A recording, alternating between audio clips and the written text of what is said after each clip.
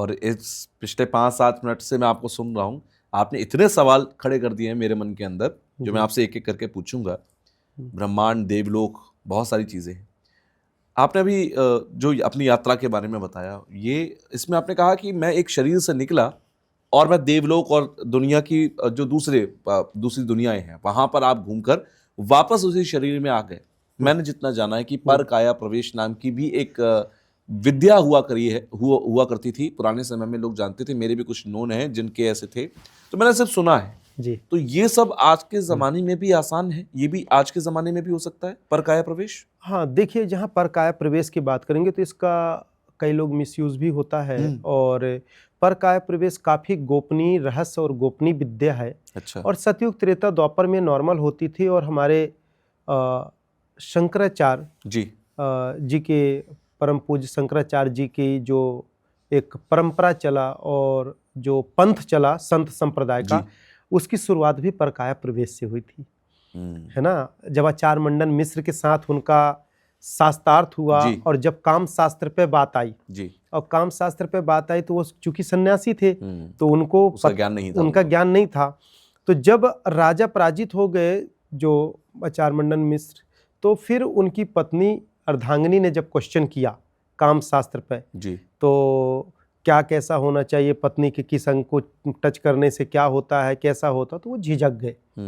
तो जब ऐसा हुआ और उन्होंने ओपन टॉकिंग की पूरी चीज़ें, तो वहाँ पे झिझक के, हे देवी, हे माँ, मैं तो सन्यास में उन्हें जानते। तो बोले शास्त्रार्थ में ना कोई माँ, ना कोई देवी, ना कोई, ना भाई बहन। ये रणभूमि है, ये युद्ध भूमि है, यहाँ हारो या जीतो, दो ही टारगेट है, तीसरा नहीं। बोले ठीक है, मुझे कुछ दिन का समय दिया जाए। फिर वहाँ से वो निकले वनवास की ओर। जब वो वनवास की ओर निकले, मैं इसका प्रमाण दूंगा, मैंने खुद किया है। अच्छा। हाँ, मैं प्रमाण दूंगा, हाँ किया है।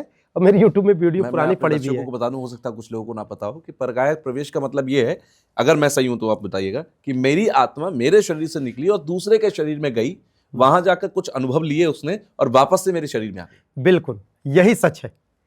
यही सच है परकाया प्रवेश का, यही सत्य है।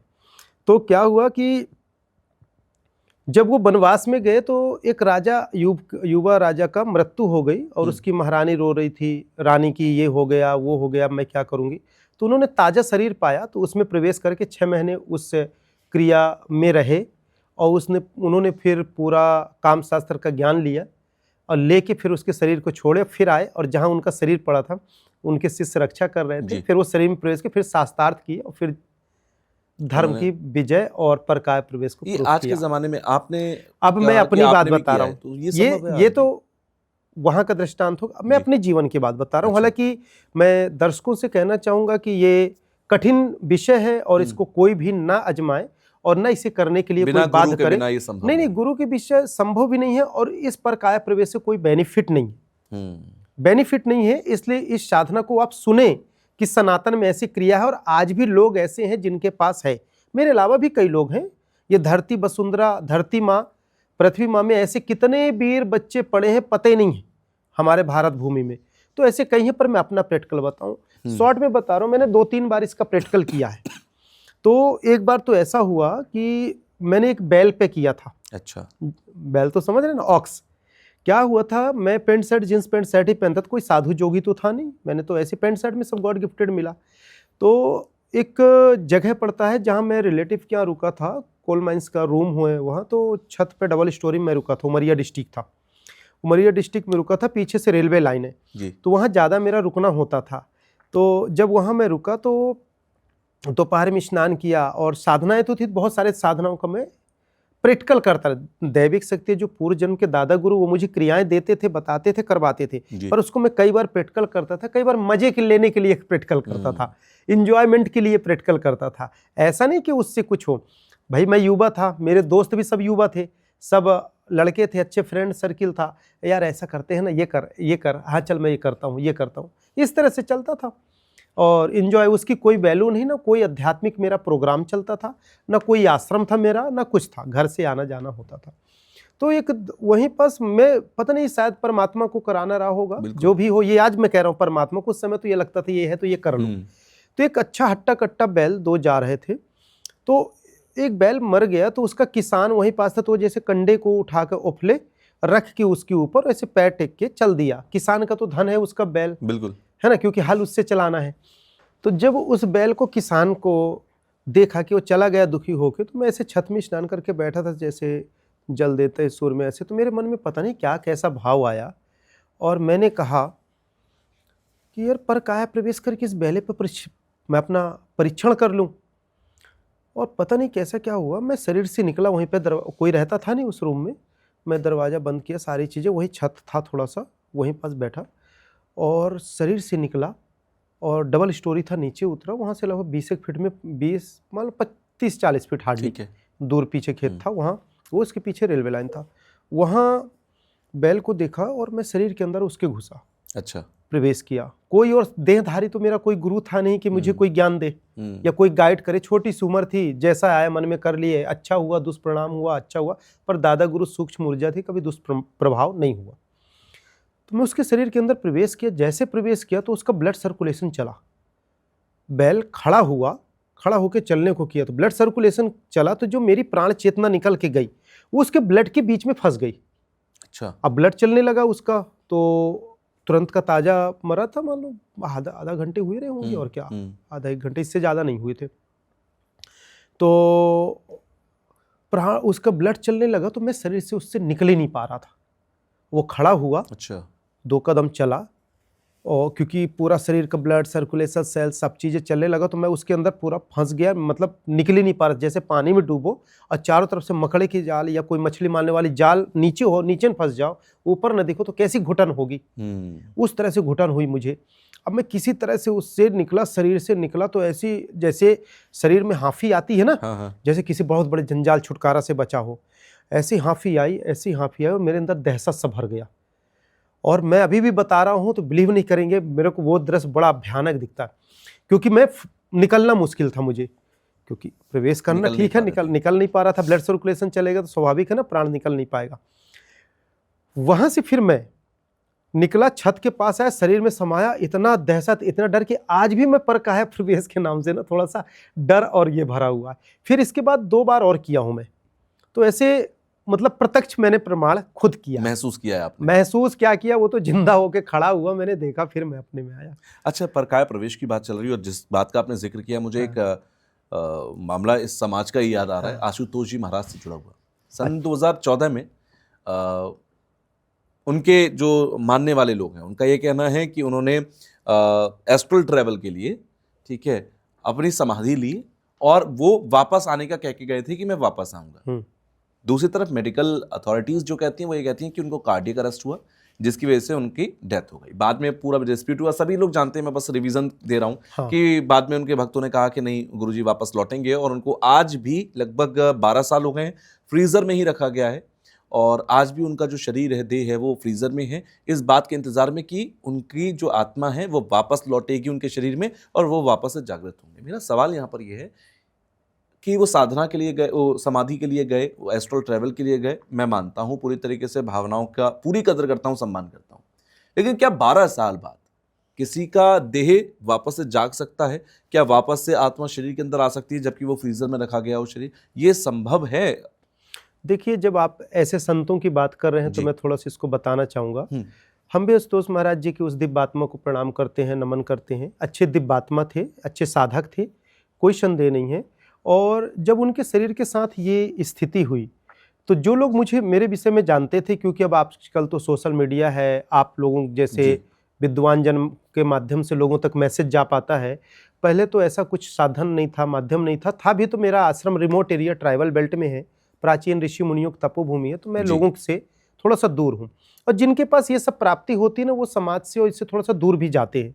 तो मेरी भी स्थिति वही है, जिस दिन साधना कर लूँ तो मानसिक स्थिति इतना डाउनफॉल हो जाता है, डाउनफॉल होता है, इतना डीप हो जाता हूँ कि समाज और तामझाम और दुनिया और आश्रम और प्रोग्राम की लाइक मैं बचता नहीं जी। आज भी हफ्ते में 2 बार कम से कम मैं शरीर से निकल के देवलोक की यात्रा जाता हूँ, और कई बार तो डेली भी जाता हूँ, और कई बार 10 दिन में भी जाता हूँ। पर जिस दिन मैं 15-20 दिन, 1 महीने जाऊँ तो लगता है मेरा ब्रेन फट जाएगा, मैं मर जाऊँगा। ये समझो कि मैं जिंदा हूँ उसी के कारण, क्योंकि उसका आनंद जो मैंने देखा वो दुनिया में कुछ आनंद नहीं है। तो आशुतोष महाराज जी के साथ जब ऐसा हुआ तो उनके कई शिष्यों ने मेरे से संपर्क भी किए। मेरे कई लोगों ने पूछा तो मैंने उस विषय को उसी समय देख लिया था। तो ऐसा कुछ नहीं होने वाला है, वो चूक हो गई है, घटना घटित हो गई है, अब वो चीज़ें नहीं हो सकती वापस। मतलब 12 साल बाद शरीर में वापस नहीं आता। देखो एस्ट्रल ट्रेवल में तो आप 50 साल बाद भी वापस आ सकते हैं, 20 अच्छा। साल बाद भी वापस आ सकते हैं। कई ऐसे ऋषि मुनियों का इतिहास है कि 1000 साल बाद भी वापस आ सकते हैं। मैं जब हिमालय तपस्या में रहा तो एक 720 साल का योगी मिला कंकाल में, उसकी आत्मा को बुलाए, हमने आत्मा को बुला के बात किए तो बोले कि मेरे गुरुजी मुझे तका के गए शरीर कि मैं जा रहा हूँ देवलोक यात्रा में और मैं जब तक न आऊँ तो तू ये रहे। कहा मैं यहाँ तके तके मेरी मृत्यु हो गई तो मेरा ये कंकाल हो, मेरी आत्मा भी यहीं बैठी है। और उनका जो गुरु का कंकाल पड़ा था वो जाके बद्रीनाथ के आगे एक गुफा में ऊपर पहाड़ में, वहां वो परकाया प्रवेश के शरीर मिल गया, उसमें प्रवेश करके और वहां तपस्या करते करते वहीं लीन रह गए। फिर वहां उनकी मृत्यु हो गई और दोनों एक दूसरे के जवान में फंसे पड़े रह गए। मेरे को ही देख लो, मैं जीता जागता सबूत हूं कि 6 जन्म पहले चट्टान में दब के 16 साल की उम्र में मेरी मृत्यु हुई। जब मेरी मृत्यु हुई तो दादा गुरु का तो उसी जन्म में मोक्ष था, ब्रह्मर्षि ऋषि का। वो इतने बड़े त्यागी थे कि पेड़ से फल तोड़ के कभी नहीं खाए, जो पत्ते गिर जाते थे उसको बॉयल करके रस पी लेते थे। और वही रस मैं पी लेता था। वही साधना मेरी पूर्व जन्म की बची थी। तो इस जन्म में मैं 3 साल भूखा रहा, कभी भूख नहीं लगी। और नीम का पत्ता, मेथी भाजी का अर्क, मिट्टी के गिलास, मिट्टी का बर्तन और लकड़ी के गिलास में मैंने पिया। 3 साल वो साधना पूरा किया इस जन्म में। तो इन्होंने थोड़ा सा जन्म दिया कि बेटा अगले जन्म में मैं आपको साधना तपस्या दूंगा, साथ में मोक्ष चलेंगे। और उसके बीच में हम लोगों का डिस्टेंस कितना हो गया, 6 जन्म। और 6 जन्म के बाद यदि अच्छी आत्मा मरती है, देवलोक जाती है तो कई 1000 साल देवलोक में रहती है, स्वर्ग में रहती है या भटकती रहती है, जो भी है, पर डिस्टेंस बहुत हुआ मेरा जी। और इसके बीच में मेरे 6 जन्म हुए। गुजरात हुआ, वृंदावन हुआ, देहरादून हुआ, एक जन्म में मैं विदेश में राजा बना।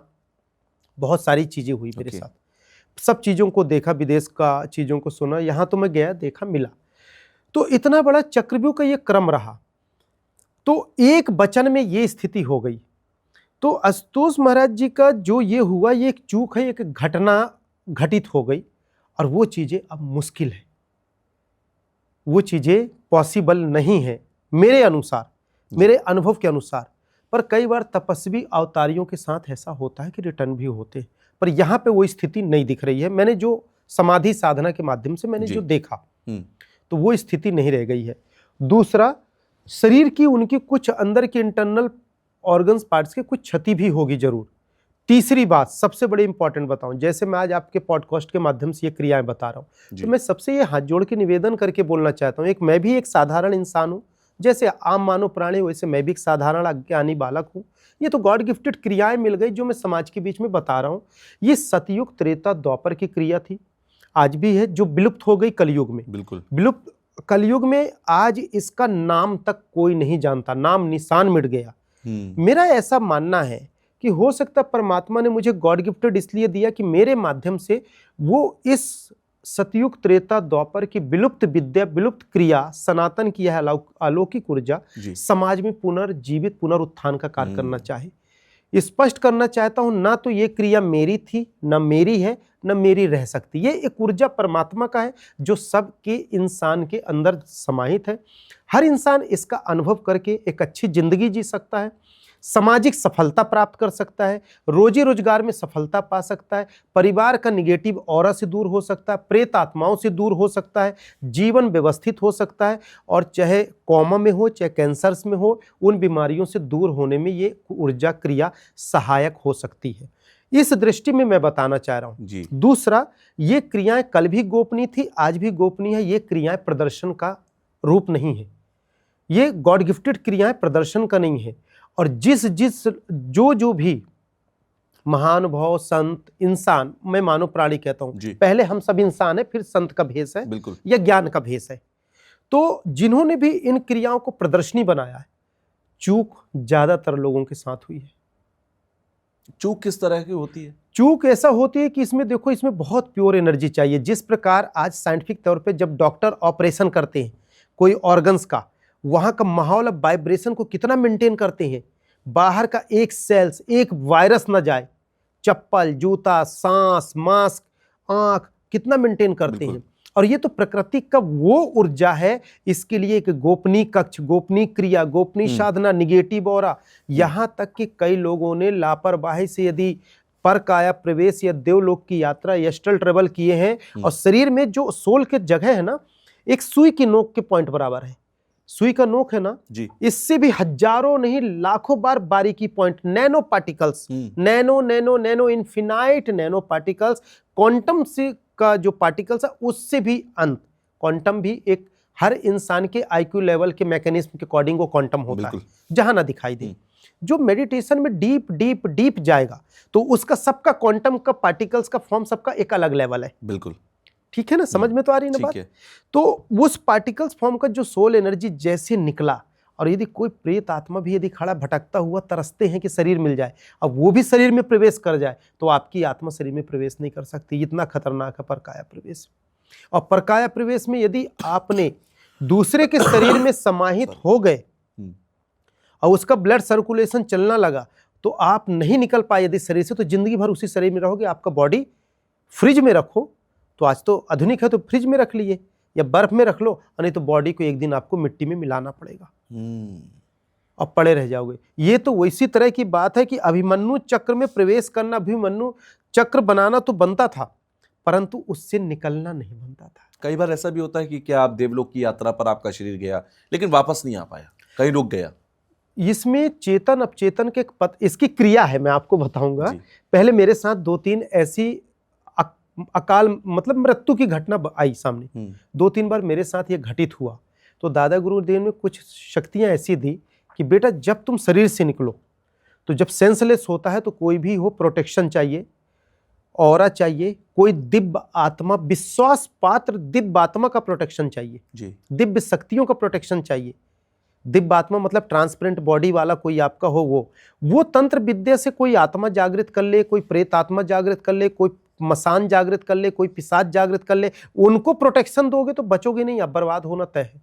क्यों तय है? क्योंकि अपना पैदा किया औलाद, अपना बच्चा तो अपना गुलामी नहीं करता। घर में कुत्ता पालो, 2 दिन उसको डांट दो तो खाना नहीं खाएगा, गुर्रा के देखेगा, है ना।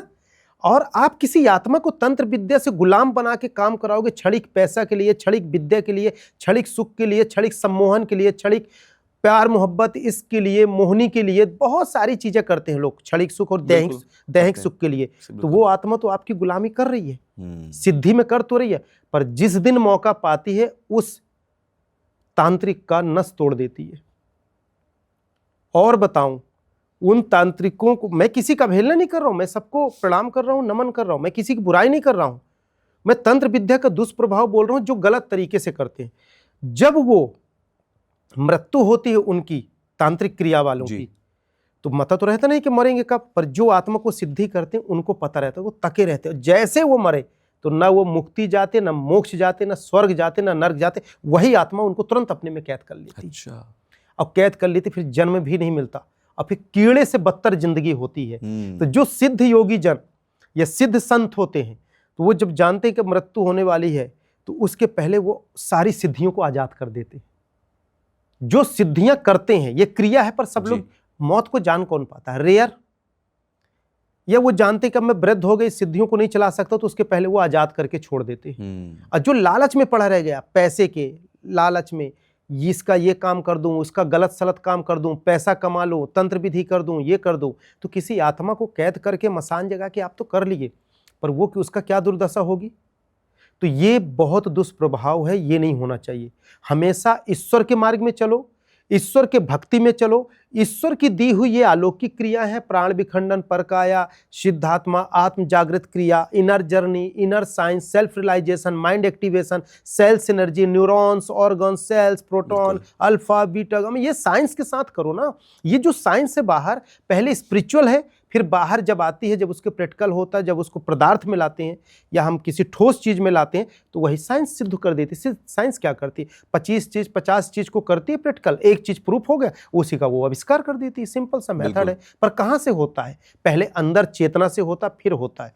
तो मेरा कहने का मतलब कि जो ये हुआ नहीं होना चाहिए, पर अब लोगों को जो संत परंपरा है वो करना चाहिए।